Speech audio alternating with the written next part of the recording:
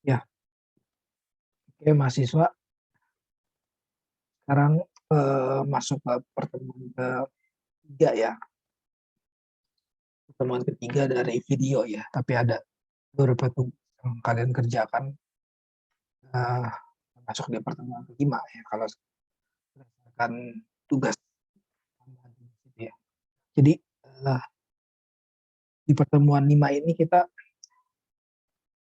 saya mau ngajarin kalian untuk ini bahas apa Alkitab gitu ya, bukan hanya sendiri gitu. Eh, Meskipun kemarin juga kita tidak pernah bahas sendirian gitu, kita baca komentari harusnya dan seterusnya. Nah, tapi kita hari ini saya mau ajarin kalian lebih konkret lagi ya, lebih ini lagi bisa melihat secara jelas tafsiran-tafsiran yang ada. Kita masuk di sebenarnya Matius kelima ya. Kalian bisa lihat Matius 5. Tentu apa ya, kita bisa apa sebelum kalian ini baca tafsiran, kalian perlu baca Alkitabnya dulu ya. Baca Alkitabnya dulu dan nanti pahami dari Alkitab ini ya maksudnya apa, dan boleh dibantu dengan nanti Alkitab berdasarkan tafsiran dan seterusnya ya. Tapi tentu kita juga bisa memakai ini ya. Jangan lupa ya, sebelum ini kan ada kuliah pengantar, namanya pengantar PB. Nah, pengantar PB itu kan ini ya, kita bisa baca pengantar ya. Misalnya, saudara dari Alkipedia ini kan, saya sudah kasih tahu ya, Alkipedia yang warna biru tadi, yang ini ya, kalian bisa lihat dari sini dulu gitu ya, pengantarnya. Kita buka misalnya Matius ya, kita buka Matius. Jangan lupa untuk baca ini juga ya, meskipun apa ya, uh, ya kadang-kadang bisa ada nggak nyambungnya dengan khotbah kita, tapi kita perlu tahu konteks. Misalnya di Matius itu, Matius juga disebut Lewi, nah, mula sebagai pemungut cukai ini seperti yang ditujukan oleh RVC. Nah, di sini ada ya, kita bisa tahu oh Matius siapa, penulisnya kan Matius ya. Penulis itu siapa? Adalah pemungut cukai ya, dan dengan penyebutannya khusus bagi pemungut cukai dalam Matius 10. Jadi ada ayatnya di sini juga yang saudara bisa baca. Jadi apa referensi Matius ini juga mereka berdasarkan ayat juga. Jadi oh, jadi saudara bisa tahu ya, penulis ini pemungut cukai, ada referensinya, ada ayatnya, dan seterusnya. Ada tema yang pusatnya adalah ini Yesus, Raja Mesianis. Yesus adalah Raja tahun ini ya. Penulisannya tempatnya mungkin di tanah Yudea. Nanti ada konteksnya yang saudara bisa masukkan ya. Atau kunci kerajaan, Yesus adalah Mesias dan seterusnya. Yang umum ya, latar belakang Injil ini dengan tepat sekali tempat yang pertama sebagai pengantar Mesias anak Allah yang hidup. Belakangnya pun kalian bisa baca di sini kan. Terus ada garis besarnya ya. Kalau kalian mau coba pahami garis besarnya dulu sebelum khotbah, boleh ya pakai ini ya. Boleh pakai apa referensi ini. Boleh juga ya pakai ini ya, apa kalian baca sendiri bisa juga ya. Ini membantu ya, sangat membantu garis besarnya kalian bisa tangkap juga. Ada tujuan penulisannya, kalian juga bisa ini ya, menulis Injil ini untuk memberikan kepada sidang membaca kisah seorang saksi mata mengenai kehidupan Yesus, yaitu ya Matius itu sendiri ya, meyakinkan pembacanya bahwa Yesus adalah anak Allah dan Mesias yang dinubuatkan oleh Nabi PL yang sudah lama dinantikan, dan untuk menunjukkan bahwa kerajaan Allah dinyatakan dalam dan melalui Yesus Kristus dalam cara yang belum pernah terjadi sebelumnya. Matius ingin sekali agar pembaca memahami bahwa, nah ini yang ingin dipahami, hampir semua orang Israel menolak Yesus dan kerajaannya. Mereka tidak mau percaya karena ia datang sebagai Mesias yang rohani, bukan Mesias yang politik. Jadi apa Israel memang waktu itu menantikan, bahkan sampai sekarang ya, menantikan apa Mesias yang politis gitu, bukan Mesias yang rohani, Mesias yang memerintah kerajaan dan seterusnya. Jadi mereka percaya akan kedatangan Mesias yang seperti itu ya, yang membuat mereka nanti memakmurkan atau bukan makmur kan, memerintah paling atas dalam kerajaan. Ya, sampai sekarang mungkin mereka juga masih menantikan Mesias yang seperti itu ya, dan belum belum terjadi kan sekarang Mesias yang politis rohani. Hanya pada akhir zaman Yesus akan datang dan kemudian sebagai raja segala raja untuk menghakimi dan menuntut semua bangsa. Ya betul, Yesus itu memang nanti juga politis dalam arti pemerintah gitu ya, tapi memerintah secara rohani ketika datang pertama. Ketika datang kedua, dia datang ya ada banyak pandangan sih kalau datang kedua ini, tergantung saudara punya, atau saudara menganut katalogi macam apa ya, ada premil, ada amil, ada postmil dan seterusnya. Di sini ada tema-tema kunci, bisa juga pelajari. Ada survei, saudara juga bisa belajar. Jadi lengkap sekali ya yang kita pelajari di Matius ini sebelum kita masuk ke, misalnya saudara mau khotbah Matius 1 bulan gitu ya, 1 bulan Matius 1 sampai seterusnya. Saudara wajib baca inilah ya. Jadi tahu garis di kiri kasma kita Matius ya, 7 kiri utama yang menandai ini. Misalnya kita ini merupakan Injil yang mencolok sifat keyahudiannya. Dan seterusnya kita udah belajar ini di teologi perjanjian, bukan teologi. Teologi itu masuk ke teologinya, Pak. Ini lebih ke pengantar. Jadi kita udah masuk ya, pengantar perjanjian baru. Nah, sekarang kita mau masuk ke teologinya ya, bukan pengantar lagi tapi teologinya. Kalau teologi itu berarti masuk ke teksnya. Teks itu apa yang ada dalam teks itu yang teologinya gitu ya. Dalam teks ini kita baca teologinya dan ini yang membuat kita bisa apa? Buat kita bisa tahu ada makna-makna yang penting dalamnya dan seterusnya. Nah, maka itu kita butuh namanya tafsiran ya. Tafsiran saudara bisa banyak ya, saya sering pakai John Calvin ya. Tapi sayang ini bahasa Inggris ya saudara, jadi kalau saudara masuk, saudara butuh ya bisa bahasa Inggris dan seterusnya. Matius 5 ayat 1. Ini kan bahasa Inggris ya. He went up into a mountain dan seterusnya gitu ya. Jadi tapi di sini pun sebenarnya saudara masih bisa ini ya, ya membantu sedikit, membantu lah ya, membantu banyak lah. Ini di copy, select all, ini ada translate. Nah, di sini meskipun sekarang Google Translate lumayan inilah ya, lumayan apa, baca lumayan bagus ya. Matius 5 ayat 1 ya, ia naik ke gunung, mereka yang berpikir bahwa khotbah Kristus yang di sini terkait berbeda dengan khotbah yang terdapat dalam Injil Lukas pasal 6, bersandar pada argumen yang sangat ringan dan sembrono. Matius menyatakan bahwa Kristus berbicara pada murid-muridnya di atas gunung, sementara Lukas tampaknya mengatakan bahwa khotbah itu disampaikan di dataran. Tapi ada sesuatu untuk membaca kata-kata Lukas, dia turun bersama mereka dan berdiri di dataran karena segera dihubungkan dengan pernyataan bahwa sambil mengangkat matanya ke arah para murid, dia berbicara demikian. Karena rancangan kedua penginjil itu untuk mengumpulkan ke dalam satu tempat pokok ajaran Kristus yang berkaitan dengan kehidupan yang saleh dan suci. Lukas sebelumnya telah menyebutkan sebuah dataran. Ia tidak mengamati rangkaian peristiwa langsung dalam sejarah, tapi beralih dari mukjizat ke doktrin, menunjukkan waktu atau tempat, sama seperti Matius tidak memperhatikan waktu, tapi hanya menyebutkan waktu, tempat. Kemungkinan besar khotbah ini tidak disampaikan sampai Kristus telah memilih 12, tetapi dalam memperhatikan urutan waktu yang saya lihat telah diabaikan oleh Roh Allah. Saya tidak ingin terlalu tepat membaca yang saleh dan rendahnya harus puas dengan ringkasan singkat tentang ajaran Kristus yang ditampilkan di mana mereka dikumpulkan sudah banyak dan berbagi khotbahnya. Yang pertama adalah di mana ia berbicara pada murid-muridnya tentang kebahagiaan sejati. Kalau saudara baca ini apa ya, kalimat ada nyambung ada enggak sih, memang apa enggak ini ya, nggak nyambung 100% gitu. Tapi itu sangat membantu ya kalau saudara nggak bisa bahasa Inggris. Dan lebih orang yang bisa bahasa Inggris juga kalau baca Calvin juga agak mumet gitu ya. Lumayan mumet gitu karena bahasa Inggris Calvin beda ya, bahasa Inggris zaman dulu gitu. bukan dan Calvin ngomong bukan hanya jadi ketika orang bisa bahasa Inggris dan menerjemahkannya, tapi nggak tentu bisa terjemahan, nggak tentu bisa paham apa yang Calvin katakan ya. Jadi butuh pengalaman juga untuk memahami Calvin dan seterusnya.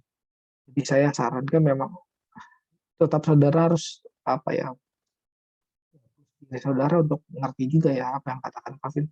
Biasanya kita misalnya saudara udah dapat Google Translate, tadi kan belajar dari situ ya, saudara blok gitu ya. Kalau saudara blok translate ya, ada tulisan translate, saudara klik translate ya, masuk ke tempat kayak tadi ya, langsung ini masuk ke Google Translate.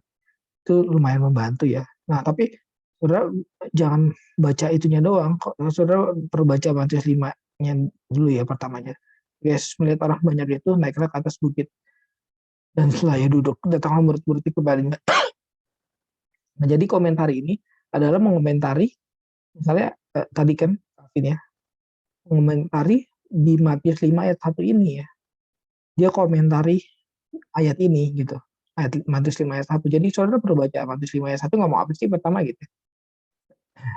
Relevan nggak komentar Calvin dengan Matius 5 ayat 1 ini ya, jangan mentang-mentang itu misalnya John Calvin, apa gereja kita langsung percaya, atau juga saudara kebalikannya, jangan jangan nggak percaya gitu, karena itu bapak gereja.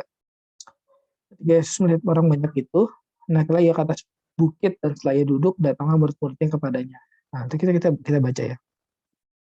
Ini kan mengenai konteks ya. Tadi Calvin udah katakan, kalau saudara baca tadi ya, kan kita baca bareng tadi.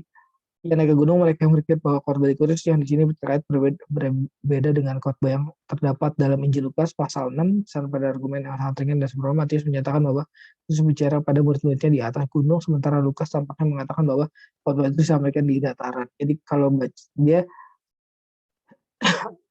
Calvin lagi bandingin Matius 5 dan Lukas 6. Lukas 6 ini beda karena di dataran katanya. Waktu sahabat gitu jalan padang, dia memetik gunung dan makannya sempat. Lukas 6 ya tadi ya. Ini beda ya. Terus kata Calvin Lukas 6 ayat 17. 6 ayat 17 mana? Ini ya. Mengajar dan menyembuhkan orang. Lalu ia turun dengan mereka dan berhenti pada suatu tempat yang datar, di situ berkumpul jemaah. Ini padahal juga ini adalah ucapan bahagia nih. Di sini kan sama nih ya. Terus ada orang ucapan bahagia nih. Berbahagialah hai kamu yang sekarang lapar dan seterusnya. Di Matius 5 juga kan ini ya. Tadi ada ucapan berbahagia orang miskin di hadapan Allah, berbahagia orang yang berduka cita dan seterusnya nih kan. Ada berbahagia. Lukas catat, Matius catat. Lah kok Matius nyatetnya ada di bukit gitu ya. Ini kan kalau semenjak itu naik lagi di atas bukit. Loh, Lukas kok catatnya di dataran gitu.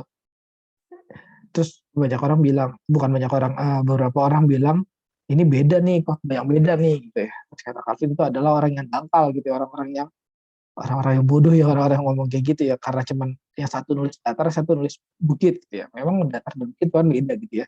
Cuman maksudnya di sini kan yang satu ngomong dari sisi apa, yang satu ngomong dari sisi apa. Misalnya gini, saudara naik ke atas gunung gitu ya. Misalnya ke atas gunung. Tetap ada dataran kan, pasti ya. Tetap ada yang lurus gitu ya. Ada yang datar gitu ya. Nah, Lukas lagi ngomong dari sisi yang itu ya, dari sisi dia turun, lalu dia turun dengan mereka dan berhenti pada suatu tempat yang datar, berhenti pada suatu tempat yang datar loh. Bukan dia mengajar di tempat yang datar gitu, bukan, tapi ya berhenti. Nah, di sini ya pasti sama ya, kalau kata Calvin justru sama. Nah, gitu ya, kalau saudara baca komentar ya dipahami seperti itu, bukan baca aja asal. Nah, saya bisa saranin saudara mungkin juga ya, kalau Calvin kadang-kadang mungkin bukan hanya bahasa Inggrisnya terlalu sulit, udah diterjemahin oleh bahasa Indonesia yang bagus pun bisa aja kita nggak ngerti. Nah, saya saranin saudara misalnya, meskipun ini nggak mutlak lah, saudara, saya sudah katakan, saya sering banget pakai Calvin ya. Saya ketika baca Calvin akhirnya paham banyak hal gitu. Memang ya mumet, tapi mumet bukan berarti nggak bisa belajar sih ya. John Wesley juga ya, John Wesley sama mumet juga ya, sama kayak John Calvin, ini penafsir zaman dahulu yang tepat gitu ya, menafsir Alkitab. Pada zaman sekarang ada juga ya yang lumayan ini, Matthew Henry ya. Jadi saudara bisa baca Matthew Henry, salah satunya misalnya Matthew Henry. Ini ada di Play Store ada ya. Jadi tinggal ketik Matthew Henry, nanti ada. Cari yang kayak gini ya. Yang ini udah lengkap banget. Matthew Henry. Ini kalian lihat dari perjanjian lama semua ada ya. Sampai ini. Jadi bukunya kan juga ada ya. Bukunya ada Matthew Henry. Tapi di handphone juga udah ada. Jadi di handphone tinggal gitu ya. Kalau buku kan tebel, banyak banget. Kalian tahu ya, buku Matthew Henry kan banyak banget tuh. Misalnya ini, saya ingin ya. Dan sampai nggak tahu ya, ini ada tafsiran Matthew Henry. Ya ini namanya penafsir reform juga ya. Tuh ada banyak kan. Kejadian udah full dia tuh, selesai. Kita keluarin ada nggak sih? Harusnya ada karena di itu tadi ada kan. Markus saya semua tuh. Ya saya ya ada yang dipecah-pecah juga. Tapi ini Yohanes tuh, Yohanes 1 sampai 11, Yohanes 12 sampai 21-an dipecah-pecah juga tuh. Kejadian kita pas rasul dan seterusnya tuh. Nah ini yang buku setebal ini kalian tahu nggak belinya itu oh ini berapa deh? Ini ya jangan salah ya di sini 300 itu maksudnya adalah tafsir surat Roma 1 dan 2 ya dari Korintus. Surat Roma 1 dan 2 Korintus 300.000 ya. Tapi bayangin kalau beli segini tuh berapa habisnya berjuta-juta pasti ya. Dan kita bisa dapatkan itu sekarang di handphone. Jadi kalau kalian masih nggak mau pakai, waduh, masih bukan nggak mau pakai, masih nggak mau, ya nggak mau belajar di situ gitu. Ini banget, rugi besar. Yang rugi kalian lah ya, pasti mahasiswa bukan Matthew Henry-nya nggak dibaca kalian jadi rugi bukan lah. Dia mah nggak ada ruginya ya. Kalian mau baca mau enggak, dia tetap buat tafsiran gitu ya. Jadi kalau ada penulis nulis gitu, terus kalian nggak baca, yang rugi itu orang yang nggak baca ya, bukan yang penulisnya jadi rugi karena nggak dibaca orang lain, bukan itu ya.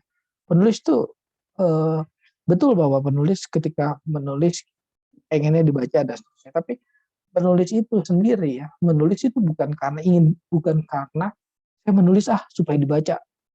Itu terlalu dangkal ya kalau menjadi penulis seperti itu ya. Nulis itu karena dia punya sukacita yang mau diberikan dan dia sudah sukacita dulu. Dia sukacita, dia punya mendapatkan kebenaran, dia udah sukacita, dia mau bagiin sesuatu ya. Bagian sesuatu itu bisa kurang bahagia kalau tidak dibaca. Betul betul bahwa memang kita nulis pengen dibaca dan seterusnya, tapi eh, kebahagiaan penulis terutama tuh bukan ketika dibaca, tapi ketika kita bisa menulis. Nah seperti itu ya. Nah, termasuk Matthew Henry ini ya. Ya ini jadi kalian kalau buka misalnya di sini ada kejadian, keluaran, imamat, bilangan, ulangan, Yosua dan seterusnya tuh. Matius juga lengkap. Ya di download lah ya Matius tuh. Tuh, Matius saja ada sampai 28 full. Ini ada pengantar. Nah, kita buka ya, satu. Di ada intronya dulu. Intro itu ngasih tahu konteks dan seterusnya ya. Berita Injil ini mulai dengan catatan mengenai silsilah dan kelahiran Kristus. Yang saya sudah jelasin. Itu kan silsilah dan ini leluhur dari mana ia berasal dan cara ia datang ke dunia agar jelas bahwa ia memang Mesias yang dijanjikan itu. Sebab sudah dinubuatkan sebelumnya bahwa ia haruslah putra Daud dan lahir dari seorang anak darah. Dan demikianlah yang ditujukan dengan tepat dengan jelas dalam Injil Matius ini, sebab di sini terdapat silsilahnya mulai dari Abraham dalam 42 generasi, 3 kali 14 generasi. Tempat seputar keadaan kelahirannya sejauh yang diperlukan untuk membuktikan bahwa ia lahir dari seorang anak darah. Nah ini ada jelasan kan Yesus lahir dari seorang anak darah. Demikianlah dengan sangat teratur di logika kehidupan juru selamat kita yang diberkati itu, sebagaimana hidup itu seharusnya dituliskan sebagai suatu teladan yang jelas. Maksudnya kalian. Nah, masuk ke Matius 1 ayat 1 sampai 17. Tadi kan intro ya. Terus dijelasin deh silsilah Yesus Kristus. Dengan silsilah juru selamat kita perhatikan judulnya ini ada buku dan seterusnya ya. Jadi saudara bisa baca di sini. Dia kasih ini ya. Nah, coba ya kita buka Matius 5. Nah ini Matius 5 ada intronya juga dulu. Jadi di setiap dua nih ada intronya juga tuh. Intronya sebenarnya seperti gambar besarnya aja lah ya. Di Matius 5 ini ngomong apa gitu. Pasal ini dan kedua pasal berikutnya berisi sebuah khotbah yang terkenal yaitu khotbah di bukit. Nah ini emang Matius 5 sampai 7 kan khotbah di bukit. Dari antara semua catatan dalam keempat Injil ini adalah percakapan utuh yang terpanjang dan terlengkap juru selamat kita. ini bersifat praktis, tidak hanya banyak mengetengahkan doktrin kepercayaan Kristen, yakni hal-hal yang harus dipercayai, melainkan sepenuhnya menyinggung rencana tindakan, yakni hal-hal yang harus dilakukan. Jadi ini mengenai etika ya, hal-hal yang harus dilakukan, ya, bukan hal yang harus direncanakan. Hal-hal inilah yang dibicarakan Kristus ketika mengawali khotbahnya ini. Sebab barang siapa yang mau melakukan kehendaknya, dia harus tahu apakah pengajarannya itu berasal dari Allah atau bukan. Dalam ayat 1 dan 2, keadaan yang mendahului khotbah itu dijelaskan terlebih dahulu, kemudian diikuti dengan khotbah itu sendiri ya. Khotbah ayat 1 dan 2 itu adalah keadaannya ya.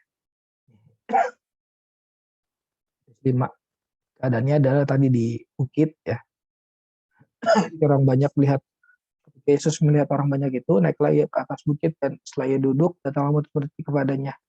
Yesus pun mulai berbicara dan mengajar mereka, katanya. Ini konteksnya ya.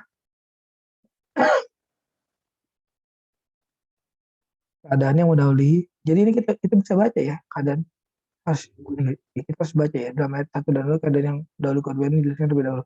Kemudian diikuti dengan khotbah itu sendiri. Khotbah ini tidak bertujuan untuk mengisi kepala kita dengan gagasan-gagasan semata ya, bukan mengenai doktrin ya, melainkan untuk membimbing dan mengatur perilaku kita mengenai etika. Matius 5-7 ini khotbah di bukit itu bukan mengenai doktrin yang, tapi sebenarnya saya kurang agak setuju juga ya. Nah ini boleh kita berdiskusi dengan Matthew Henry-nya ya, karena kalau saudara baca ya Matius 5-7 itu bukannya mengenai etika, tapi mengenai doktrin banyak juga ya. Berbahagialah orang miskin di hadapan Allah, karena mereka lah yang punya kerajaan surga. Ini kan apa coba etika yang kita lakukan apa? Kita berbahagia betul ya, etikanya. Tapi ini ada doktrinnya. Doktrinnya adalah orang yang miskin ya adalah orang yang punya kerajaan surga. Ya, di sini miskin kan lah gitu ya, maksudnya dalam arti miskin terus mau belajar dan seterusnya gitu. Nah ini kan doktrin ya, bukan sekedar etika saja. Etika itu berarti apa yang kita harus lakukan saja, bukan, tapi ini berkenaan dengan doktrin.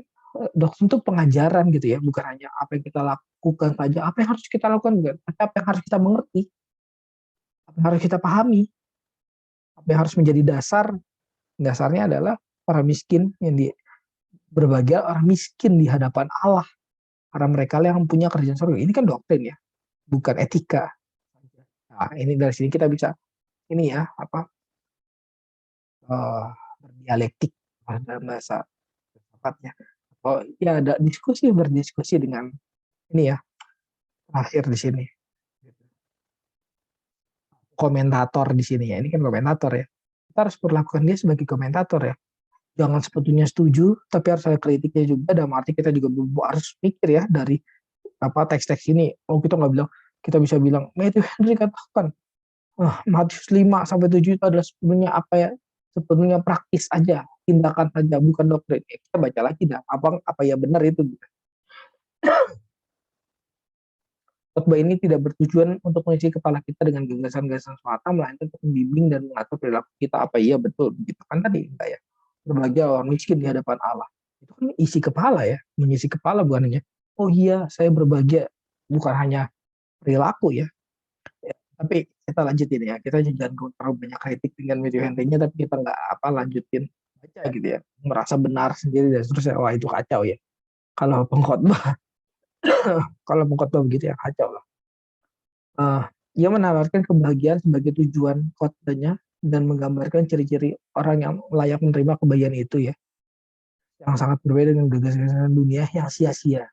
Dunia tentu menawarkan kebahagiaan sendiri ya, dan ya ini Alkitab juga menawarkan kebahagiaan sendiri ya bagi Matthew Henry ya.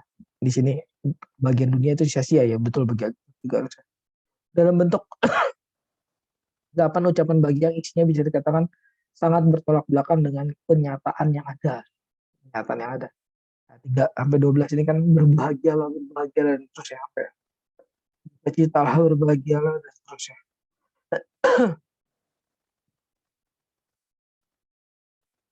Di sini tentu apa ya? Saudara, saya mau ajarin saudara juga ini ya.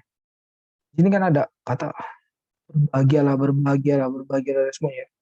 Di terakhir kok bersuka cita dan bergembira misalnya gitu.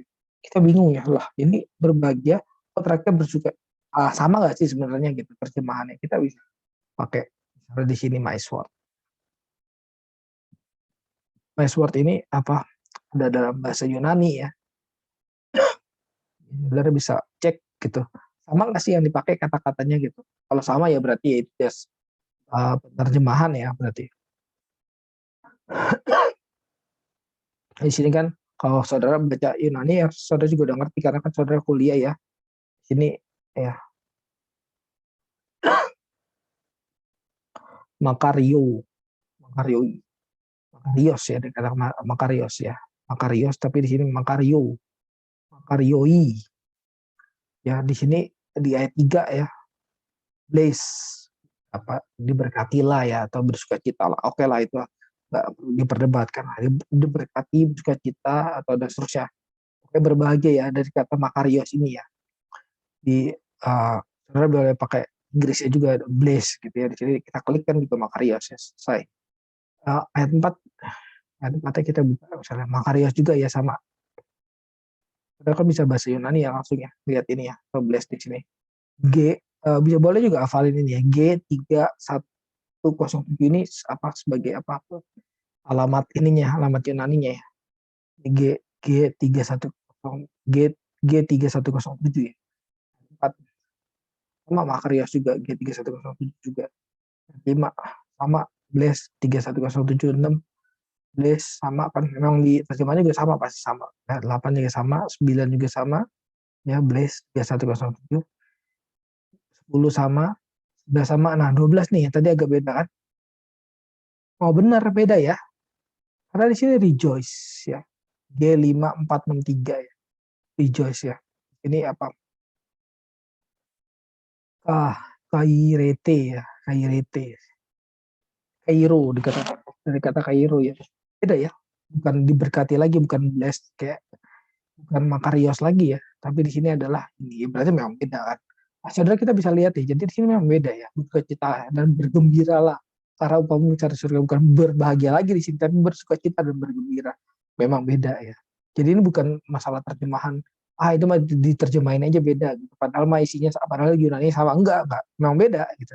Nah dari sini kita bisa yakin dengan khotbah kita ya bahwa oh itu memang beda dan kenapa sih bisa beda dan seterusnya ya. Kita bisa ada penjelasan lagi misalnya apa sih rejoice gitu ya rejoice ya, ya harus dengan konteksnya kita pahami misalnya atau kita bisa klik ya di sini to rejoice ya berbahagia, to be glad, glad senang dan seterusnya.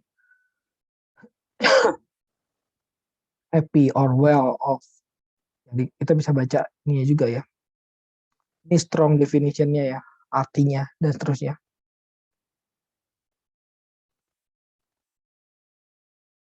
Rejoice and be exceeding glad. Rejoice and exalt. Galio. For your. Nah dan seterusnya nanti kita masuk ke teksnya ya. Sukacita dan bergembira karena upamu besar di surga. Nah, saudara juga bisa pakai ini ya.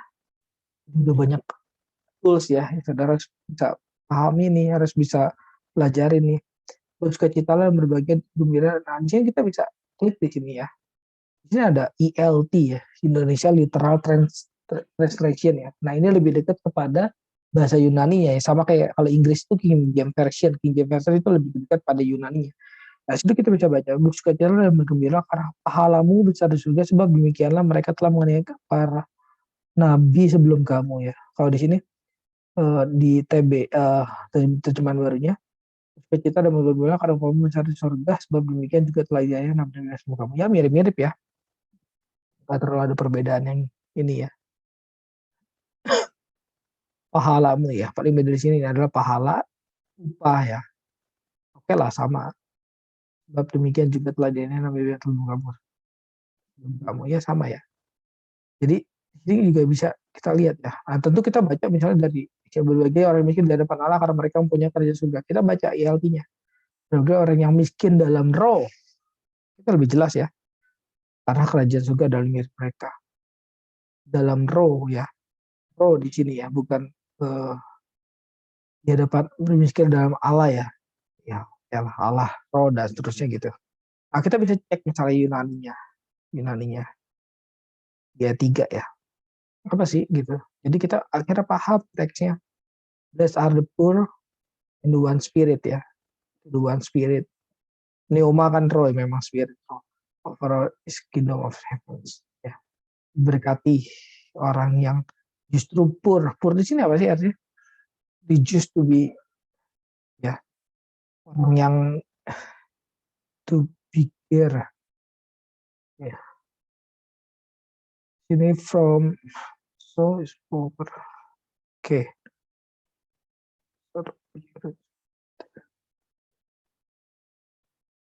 Ya, di sini adalah justru pur. Di sini apa ya?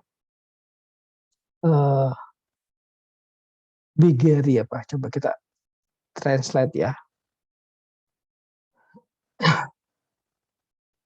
Miskin ya. Reduced to miskin ya. Bikin alms.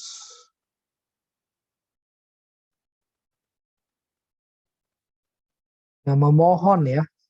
Orang yang justru memohon di sini ada gigingnya, ada memohon. Jadi apa sih di sini maksudnya? Kita bisa akhirnya dapat ya salah satunya memohon. Berkatilah orang yang memohon kepada Allah gitu ya. Berkatilah orang yang memohon gitu seperti orang miskin memohon kepada Allah dan dia yang punya kerajaan surga karena dia merasa dia miskin dan dia memohon pada Allah. Kita bisa dapat ya dari pengertian Yunaninya gitu.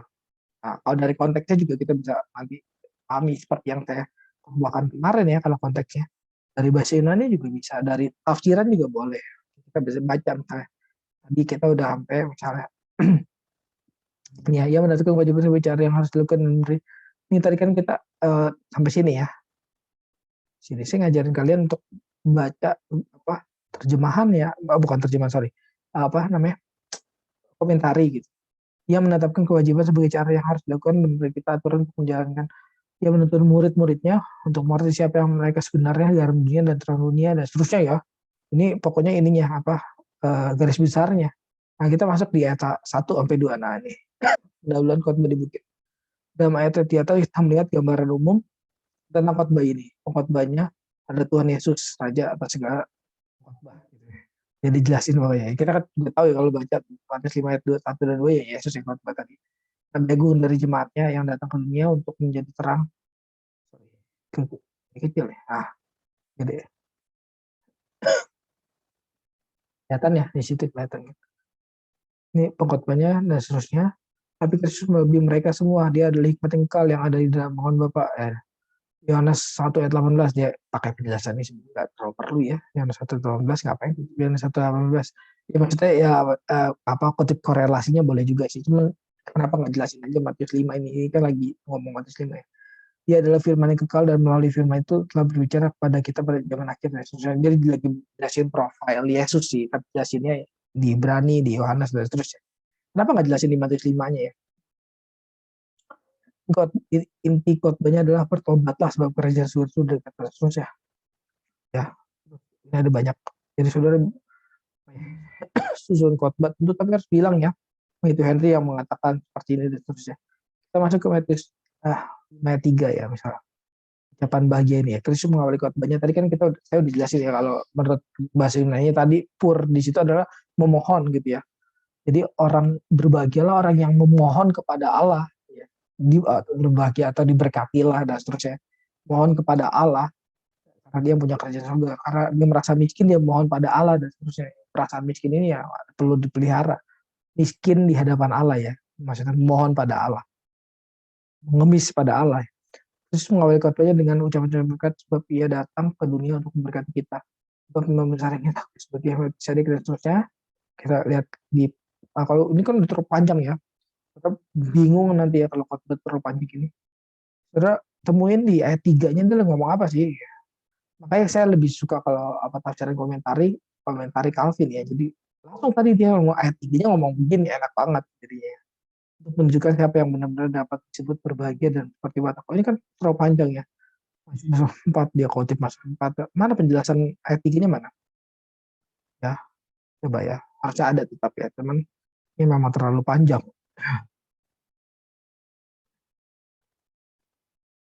Nah, ini nih. Jadi siapakah sebenarnya yang disebut berbahagia? Jawabannya adalah orang yang miskin di hadapan Allah nih adalah orang yang berbahagia ayat 3. Ada kemiskinan rohani yang begitu menghalangi orang menerima berkat atau kebahagiaan. Nah, di sini kan ngomongin kemiskinan rohani ya. dalam roh tadi ya.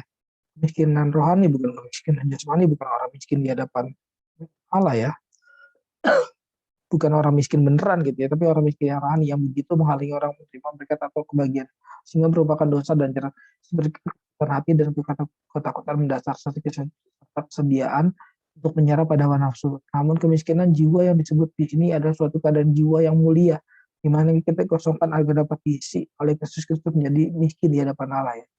Miskin di hadapan Allah ini ya, kita dikosongkan untuk supaya diisi oleh Yesus Kristus. Kalau orang yang merasa dirinya apa nggak miskin gitu, merasa dirinya full dan seterusnya penuh dan seterusnya, itu ya orang yang nggak akan dipuaskan oleh Allah ya, orang yang nggak akan ya meminta dan memohon pada Allah dan seterusnya. Di sini ngomong apa ya, si apa Matthew Henry ngomong dipuaskan ya, merasa puas di tengah kemiskinan, bersedia dikosongkan dari kekayaan duniawi jika hal itu menjadi kehendak Allah bagi kita, dan menilai keadaan kita saat dalam kondisi yang kurang. Di dunia ini banyak orang yang miskin tetapi penuh keangkuhan.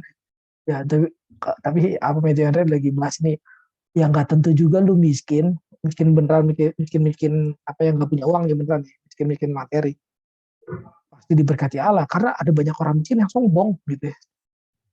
Udah miskin masih nggak memohon pada Allah, kan sombongnya minta ampun dan menggerutu dan mengeluh ya, serta mempermasalahkan nasib mereka. Namun kita harus menyesuaikan diri dengan kemiskinan kita. Kita harus tahu apa itu kekurangan ya, sambil mengakui kebijaksanaan Allah yang menentukan kita mengalami kemiskinan. Kita harus tetap merasa nyaman, sabar dan seterusnya gitu ya. Wah, panjang sekali kan. Ya banyak sekali komentarnya gitu ya. Ya, makanya saya sarankan misalnya tadi saudara kalau mau lebih cepat paham nih mana ayat 3 ini kan panjang tuh. Nah, masuk di ayat 4 nih misalnya dia. Orang bersukacita orang yang berbagi, orang yang berduka cita adalah orang yang berbahagia. Orang yang berduka cita ini jelasin lagi di ayat 4 nya. Apa sih maksudnya berduka cita ya? Ini berkat lain yang aneh, namun sesuai dengan berkat sebelumnya, orang miskin sudah terbiasa berduka cita. Nah, ini kalau bagus juga nih, apa Matthew Henry mengkaitkan antara ayat 3 dan 4 ya. Orang miskin sudah terbiasa dengan berduka cita, dan orang yang miskin namun tak bersyukur juga akan berduka cita. Dengan tetap bersyukur kita cenderung berpikir berbahagia orang yang berduka cita, namun Kristus itu seorang yang sangat berduka cita, berkata berbahagialah orang yang berduka cita. Ada kaitan dengan Kristus ya. Kristus juga adalah orang yang sangat berduka cita, dan dia bilang berbahagialah orang yang berduka cita. Berbahagialah orang yang berduka cita. Ada duka cita yang merupakan dosa, yang merupakan musuh bagi berkat duka cita yang dari dunia, yakni kemurungan karena merasa putus asa atas hal-hal rohani, dan duka cita teramat sangat atas hal yang bersifat sementara, juga cita alami yang bisa dibenarkan berkat kemuliaan anugerah Allah di dalamnya, yang menguduskan kesusahan membuat kita berduka itu. Namun ada sebuah duka cita yang benar-benar mulia, yang memenuhi syarat untuk dapat berkat, yang menunjukkan suatu kesembuhan, yang menunjukkan pikiran yang mematikan kesenangan diri, yang merupakan duka cita yang sesungguhnya, yakni duka cita karena menyesali dosa-dosa sendiri. Ini duka cita menurut kehendak Allah. Nah, di sini tafsirannya kita bisa tahu ya, ayat 4 ini si Matthew Henry ini menafsir bahwa apa sih maksudnya duka cita? Jadi duka cita akan dosa ya. Berbahagialah orang yang berduka cita akan dosa-dosanya dia, mereka akan dihibur oleh Allah ya, karena ada penebus itu dan seterusnya. Ya, jadi ini apa pemahaman yang diberikan oleh Matthew Henry ya. Kita ya jangan langsung percaya juga, tapi juga jangan nggak percaya. Jadi kita berdiri di tengah ya. Misalnya ayat 3 tadi kan dia kaitan 3, 4, dan ayat 5 ya. Saudara bisa baca ya harusnya. Kita coba buka lagi ya. Tafsir kan ada banyak ya, bukan hanya Matthew Henry. Tadi saya udah kasih misalnya Calvin ya. Saudara bisa. Nah, John Wesley juga boleh ya. Misalnya kita buka John Wesley. John Wesley juga lumayan lengkap tafsirannya. Tapi dia pemikir apa? Ya Wesleyan, bukan Armenian tapi Wesleyan gitu ya. Jadi kita harus mungkin agak berbeda pandangannya, karena Wesleyan ngajarin bahwa apa? Manusia bukan hanya tentu keselamatan anugerah bagi Wesleyan, tapi di situ harus ada usaha lagi ya. Dalam arti apa? Dalam arti ini ya, penebusan Kristus itu benar-benar sepenuhnya anugerah dan seterusnya. Ketika kita percaya juga adalah apa? Anugerah dan seterusnya. Tapi Nah, menjadi perbedaannya adalah kita bisa percaya itu bagaimana gitu ya. Nah, ini ada perbedaan antara John Wesley, John Calvin dan seterusnya, antara Armenian ya, Calvinis, Wesleyan dan seterusnya. Dia tentu Wesleyan bukan Armenian ya. Namanya John Wesley bukan. Kalau Jacobus Armenian ya, pengikutnya Armenian. Nah, dia ya oke lah kalau saudara mau masuk dalam Armenian boleh-boleh aja, tapi dia lebih ke Wesleyan ya. Saudara boleh baca kalau misalnya ini buku ini ya. Kalau saudara mau belajar John Wesley yang benar gitu ya, asal-asalan, boleh baca ini misal. Jadi kita bukan hanya baca, bukan hanya bukan hanya baca komentar ya, kita juga harus harus tahu siapa yang komentar itu ya. Nah, ini salah satunya. Di sini ada ini aja. Ini ya. Mengenal pandangan John Wesley tentang arti dan makna keselamatan orang percaya. Jadi saudara boleh baca ini ya. Di sini ada kenapa dia tidak setuju predestinasi dan ya ada banyak ya. Jadi saudara harus baca dulu, jangan langsung asal masukin orang aja gitu. Nggak ngerti apa yang dimaksudkan orang itu, baca dulu jadi. Nah, kita tadi udah masuk kepada John Calvin, John Wesley. Nah, John Wesley juga tapi asik sih. Matius 5 ayat 1 ya. And seeing ini kan di sini kalau saudara nggak ngerti ya, ya bisa ya seperti tadi langsung. Dan melihat orang banyak pada jarak tertentu, ketika mereka datang padanya dari setiap penjuru, dia naik ke gunung yang dekat di mana ada ruang untuk mereka semua murid-muridnya, bukannya 12 muridnya, tapi semua orang yang ingin belajar darinya. Jadi kita bisa tahu dari John Wesley bukannya 12 orang ya, tapi ada banyak.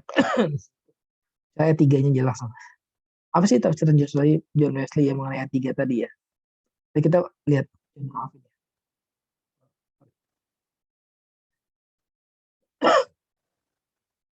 Ini ke translate nanti ya. Jangan dictionary, translate. Bagi orang miskin dalam ajaran berikut ada undangan manis untuk kekudusan dan kebahagiaan sejati, Matius 5 ayat 3-12, sebuah persuasif untuk menyampaikannya kepada orang lain, Matius 5 ayat 13-16, deskripsi tentang kekudusan Kristen yang sejati. Dia ini apa garis besarin. Matius 5 ayat 17, Matius 17 di mana mudah dimengerti. Bagian terakhir persis menjawab yang pertama, kesimpulan memberikan tanda yang pasti tentang jalan yang benar, peringatan terhadap nabi-nabi palsu, menasihati orang untuk mengikuti kekudusan orang miskin dalam roh, mereka yang benar-benar bertobat, mereka yang benar-benar yakin akan dosa, yang melihat dan merasakan keadaan mereka secara alami, menjadi sangat sadar akan keberdosaan, rasa bersalah, ketidakberdayaan mereka, karena milik mereka adalah kerajaan surga, kerajaan batin, ini kebenaran dan kedamaian dan sukacita dalam Roh Kudus serta kerajaan jika mereka bertahan sampai akhir. Ya, jadi menurut tadi saudara baca ngerti ya. Jadi menurut ini menurut John Wesley tadi, Matius 5 ini, ayat 3 ini, miskin di sini adalah orang yang ini ya, orang yang mengakui kemiskinannya dan terus seterusnya, berbahagialah orang miskin. Dalam arti mengakui kemiskinannya ya. Di sini ada di sini. Menjadi sangat sadar akan keberdosaannya ya. Rasa bersalahnya. Nah, orang-orang miskin adalah itu, orang-orang yang sadar akan dosanya, sadar akan kebersalahan, ketidakberdayaan, itu orang miskin. John Wesley di sini. Kita udah punya berapa ya tadi pemahaman dari kalau bagi Matthew Henry tadi itu yang ayat 4 tuh, duka kita kan dosa. Tapi kalau miskin itu ya miskin rohani yang memohon tadi karena dia sadar akan kemiskinannya, ya tentu di sini bisa tambah ini kemiskinan keberdosaan. Ya oke lah, ada konteksnya. Jadi tapi kita bisa lihat ya kalau John Wesley ini, saudara tadi baca, sangat kental dengan manusia yang sadar begini, bukan manusia yang disadarkan Tuhan, tapi manusia yang sadar akan begini. Karena pendapat dia memang karena doktrin keseluruhan dia memang Wesleyan ya. Jadi kita baca ayat-ayat ini yang padahal berbahagialah orang miskin di hadapan Allah. Ini kan disadarkan Allah, tapi di sini yang dia sadar ya, dan seterusnya. Padahal ini kan disadarkan Allah, tapi yang disadar. Nah, tentu kita bisa berdiskusi, komunikasi dengan ini ya. Kita coba buka John Calvin. Habis ini mungkin terakhir. Habis itu saya coba kasih tahu kafir ya.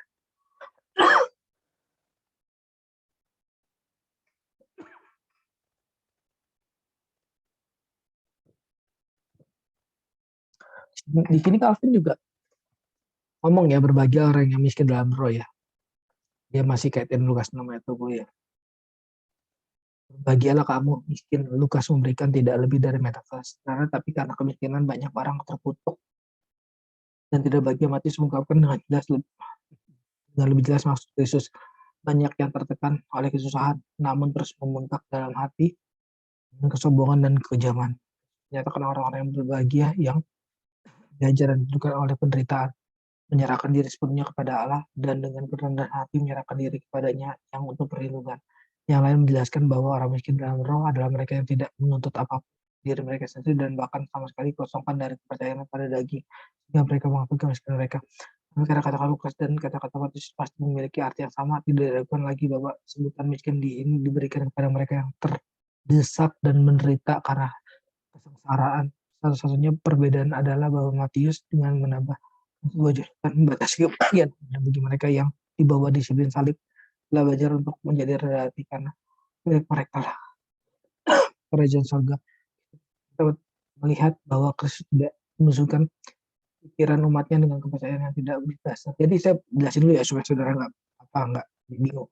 Nah, kalau kata Calvin di sini ya, Calvin karena membandingkan dengan Lukas ya, dan kata Calvin pasti artinya sama antara Lukas dan Matius ya.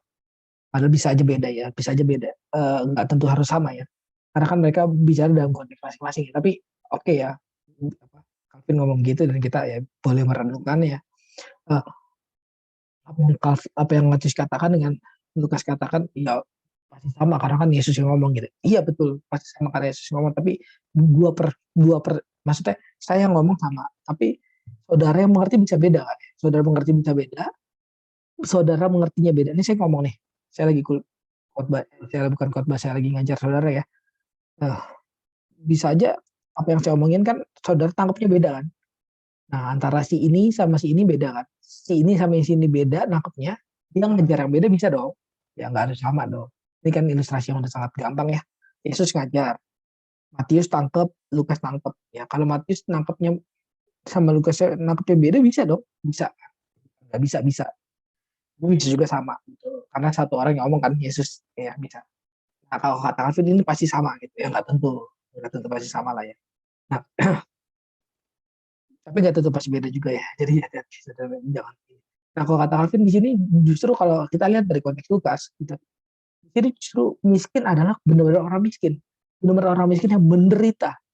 Nah terus ditambahin apa objek, ditambahin keterangan, tambahin keterangan oleh Matius, bukan hanya orang miskin sekarang yang menderita, tapi orang miskin menderita dan memahami salib. Ya kalau dia memahami salib dia berbahagia. Dia udah miskin menderita memahami salib. Kalau tidak ya tidak berbahagia. Jadi tambahin keterangannya oleh apa Matius ya. Jelas ya Calvin ngomong sangat enak, kita sangat apa berkomunikasi sangat jelas ketika kita baca, oh maksudnya miskin di situ adalah ini, kita langsung tahu artinya menurut Calvin ya. Jadi tadi menurut apa menurut siapa tadi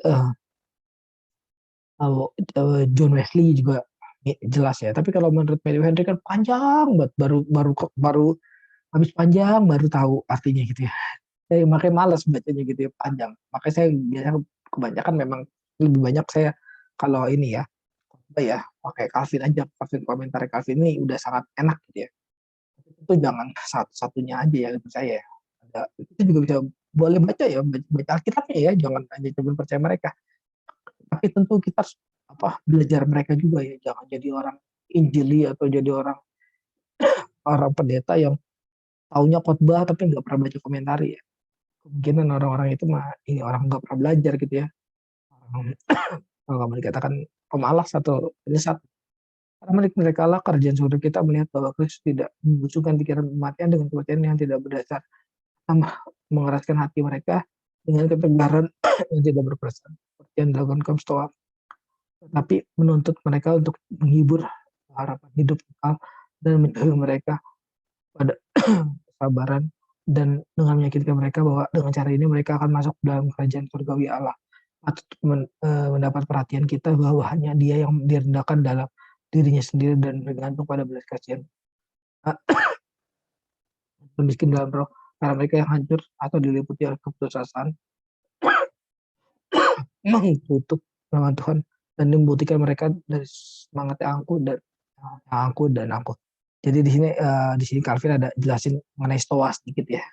Stoa yang justru lu miskin ya udah miskin aja gitu. Lu miskin di sini kan karena milik mereka, kita di sini mereka dengan keadukan hati yang terdesakan tidak berperasaan seperti yang dilakukan kaum stoa, tapi menuntut mereka untuk menghibur harapan hidup kekal ya. Jadi kayak kaum stoa itu kayak ajarannya dalam arti ini ya lu miskin ya udah miskin, uh, jangan cengeng lah gitu, ya udah miskin mah hanya perasaan lu aja gitu, ya udah lu nggak usah terlalu yang gimana gimana, lu coba atur pikir perasaan lu dan seterusnya gitu. Kayak orang yang kejam ya udah miskin masih disuruh terhibur dari kemiskinannya ya, tapi ajaran Kristen nggak begitu kata Rafid. Orang miskin tuh dihibur bukan oleh kemiskinannya dan perasaannya yang dihibur, bukan, tapi oleh Allah dihiburnya gitu. Saya kita kalau baca Calvin indah sekali ya. Jadi saudara, itu saya dorong saudara untuk belajar Calvin ini juga khotbah dari Calvin tentu susah ya awal-awal, pasti saudara kalau nggak ngerti pikiran Calvin juga susah kan, tapi bisa, bukan nggak bisa kok, bisa, pasti bisa. Ada John MacArthur juga ya. John MacArthur ini ya saudara temuin yang bisa ditranslate kayak tadi ya. Ini nggak bisa ditranslate sayang. Jadi ya udah saudara harus baca sendiri. Agak memakan waktu ya kalau saudara, ini nggak bisa di copy soalnya. Copy text ya, tapi copy text ini masuk ke Google Translate-nya agak-agak nggak tahu ya, agak ini teks yang bukan ini ya, itu teks ininya, teks Alkitabnya yang di atasnya doang sayangnya gitu, terjemahan dia nggak ada di sininya. Blessing literally means happy ya. Jadi ini adalah berarti adalah bahagia ya, merasa beruntung, blissful, biar more than. Tapi bahasa Inggrisnya lumayan gampang ya, jadi kalau bisa baca lumayan gampang, maksudnya lumayan ngerti. Saya kasih tahu juga saudara ada ini ya, mungkin Wikipedia udah, maksudnya Kamus Alkitab ya, sebentar ya saya berbahagia. Jadi sini saudara, oh nggak ada ya bahagia, nggak ada ya bahagia. Bahagia, sukacita, kebahagiaan, makarios ya, tadi kita udah lihat dari bahasa Yunani-nya. Kebahagiaan. Nah ini jadi ada banyak, kalau saudara mau khotbah mengenai apa itu sukacita, apa itu bahagia, dan seterusnya gitu ya. Saudara bisa buka Alkitab ini, bahagia, kebahagiaan orang-orang kudus ya. Satu misalnya gitu ya. Ini khotbah konteks, khotbah topikal ya. Berada dalam Allah. Nah, Mazmur ini. Tapi saudara harus baca ayatnya juga, baca ayatnya, pahami konteksnya, bener gak dia ngomong gitu, jangan cuma percaya ini ya, kalau percaya ini ya udahlah, percaya ini ya. Orang berbahagia adalah orang yang berada dalam Allah. Dua, orang berbahagia adalah orang yang berpegang pada Tuhan. Tiga, orang berbahagia adalah orang yang diajarkan oleh Kristus. Ya, diajar, berbahagia itu diajarkan oleh Kristus ya. Jadi saudara harus baca konteksnya memang. Nah, berbahagia itu diperoleh karena apa? Takut akan Allah di sini ya. Perkataan Kristus, melakukan perkataannya, keselamatan, berharap pada Tuhan, terus harapan akan kemuliaannya, Allah itu Tuhannya, dan seterusnya. Banyak kan, banyak kan. Jadi saudara bisa khotbah mengenai bahagia itu apa. Gitu. Tapi saudara harus baca konteksnya ya. Saya udah katakan tadi ya. Di sini, nah di sini bahagia di sini dari kata agalio, agak beda dengan makarios yang tadi ya. Jadi bahagia sendiri ada beberapa kata ya. Kecita dan seterusnya ya. Ini juga cita ya, kita bahagia. Jadi saudara bisa belajar juga di sini kan, khotbah topikal, tekstual dan seterusnya. Nah, terakhir saya mau kasih tahu ini tafsiran ya. penafsiran di sini ada banyak ya. Jadi saudara bukan hanya tadi ada Matthew Henry, John Calvin, John Wesley, tapi ada banyak sebenarnya ya yang saudara bisa pakai. Dan ini saya masih juga ini ya keluarin dikit ya. Sebenarnya ada banyak. Nah, ini ada banyak nih. Ada Wycliffe. Wycliffe juga bagus ya. Saudara boleh pakai Wycliffe. Wycliffe juga bagus. Wycliffe itu tafsirnya Injili ya. Di sini ada Matthew Henry yang tadi ya. Ada Hagelberg.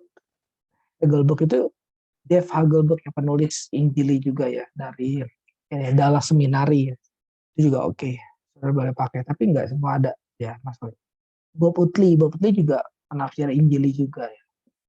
Jadi ada banyak ya misalnya 1, 2, 3, 4, Putih 1, Hagelberg 4, Hagelberg itu 1, Hagelberg 2, Matthew Henry 3, 4, John Calvin 5, John Wesley 6. 6 tafsiran saudara punya lah ya. Ini kalau saat tapan harian ini macam renungan gitu ya. Matius 5, yuk kita coba buka lagi. Matius 5 ayat 3. Kita pakai misalnya. Dia ada nggak di sini? Nah, saya udah katakan tapi masalahnya nggak semuanya ada ya. Nggak ada Utley, nggak ada ya. Bob Utley nggak ada. Di sini Bob Utley itu orang sering Matthew Henry ada ya. Matthew Henry kita nggak perlu lah. Kan nggak ada ya tadi. Lagi Matthew. Ini nggak usah lah. Nggak usah lah. Nah, cuma ada Wycliffe di sini ya. Wycliffe ini, yang ini kita lihat yang Matius 5 ayat 3-nya. Berbahagialah, diberkatilah. Nah, ini langsung kasih tahu ya berbahagia itu artinya diberkati. Tadi kan bless. Bahagia sebuah gambaran mengenai kondisi batin seorang percaya bila melukiskan seseorang yang di dalam kehendak Allah. Sebuah gambaran mengenai kondisi batin seorang percaya ya. Kondisi batin ya adalah berbahagia bila melukiskan seseorang yang di dalam kehendak Allah. Sesungguhnya yang dimaksudkan adalah orang yang sudah selamat ya. Jadi orang yang berbahagia dalam ayat 3 tadi konteksnya orang yang sudah selamat ya, orang yang sudah selamat. Orang yang miskin di hadapan Allah konteksnya orang yang sudah selamat kalau kata Wycliffe ya. Dia tunjuk pada Mazmur 1 ya. Juga ada kata bahagia kan di Mazmur 1 itu ya. Berbahagialah orang yang ada seterusnya. Memberikan gambar perjanjian lama mengenai orang yang berbahagia yang menunjukkan sifat dasar melalui hal-hal yang ia lakukan. Demikian pula ucapan bahagia ini terutama bukanlah sejumlah janji kepada perseorangan, melainkan kebalikan ciri-ciri orang yang sudah dilahirkan kembali. Yang miskin adalah miskin rohani. Sama ya, mayoritas penafsir katakan miskin rohani ya. Cuman Calvin yang tadi katakan agak jeli ya Calvin. Ngomong dari kitab Lukas juga ya. Miskin bener-bener miskin gitu ya. Menderita, tapi ditambahin di dalam keterangan Matius adalah miskin yang di hadapan Allah gitu. Itu bedanya yang merasakan salib ya. Yang memahami salib bukannya orang miskin doang. Ya kita kaya ya, jadi kita jadi bisa kaya kan. Kita memahami ini semua. Lawan dari sombong rohani ya. Miskin ini adalah lawan dari sombong rohani. Mereka sudah menyadari kemiskinan dirinya dalam hal-hal rohani dan melihat Kristus memenuhi kebutuhan tersebut telah menjadi yang punya kerajaan surga. Membiarkan Kristus ya yang memenuhi hidupnya, kebutuhan kerohaninya. Nah itu yang ini ya. Calvin tadi yang katakan bahwa ini adalah bukan hanya miskin rohani tapi miskin jasmani juga. Dia mengacu pada kitab Lukas ya. Lukas 6 ya. Lukas 6 ya, ayat 18 itu ya. 17 ya. Di sini ya, hai kamu yang miskin karena kamu yang punya kerajaan surga. Benar-benar miskin di sini ya. Hai, benar-benar Yesus memandang murid-murid yang berkata, hai kamu yang miskin. Jadi ini kita baru ngomong Matius 5 ayat 1 tadi kita nggak terlalu banyak lah ngomong 1 2 kita ngomong ketiganya tidak panjang kayak gini ya ngomongnya karena kita baca-baca tafsiran dan seterusnya gitu. Jadi ini ya kalau Heidelberg ini ada di kitab Roma setahu saya. Roma dia punya. Nah, banyak kan dia punya. Jadi nggak semua kitab dia ada memang. Matius dia nggak ada kayaknya. Matius berapa pun kayaknya nggak ada lah. Matius dia nggak buat ya. Roma dia ada, Wahyu dia ada. Setahu saya Wahyu dia punya. Oh, Heidelberg. Jadi apa ya? Utli juga ada tuh. Jadi udah banyak banget gitu ya. Kayak ini nih. Jadi ya rangkumkan di sini ya. Jadi kita udah bisa pakai apa tadi? Penafsir penafsir ada John Calvin, ya, 2 John Wesley, ini yang tadi kan saya ajarin, 3 Matthew Henry, tulisannya saya kadang-kadang salah. Henry nggak pakai D, pasti Henry. Yeah. Matthew Henry.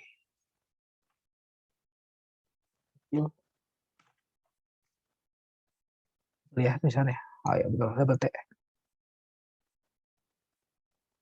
Matthew Henry, terus ada lagi, ini harusnya hanya besar. Terus ada Lee. Ya, terus ada tadi siapa? Dave Hagelberg.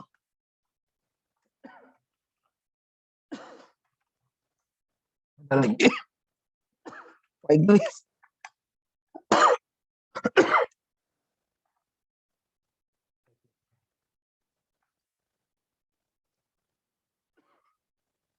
Wycliffe, F-nya 2 betul. Nah, ini ada 6 penafsir. Ada 6 penafsir, jangan lupa tadi ada apa? Kalau kita mau lihat apa? Ininya, kalau mau lihat konteks dan terusnya, ada Wikipedia.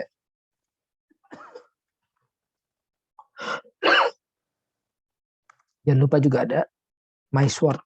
My Sword ini untuk lihat bahasa Yunani. Sini ada Wikipedia. Wikipedia itu untuk lihat konteks. Bukan konteks, ya konteks ya benar ya. Tapi bukan konteks teks, tapi konteks histori ya, sejarah dan terusnya. Ada kamus Alkitab.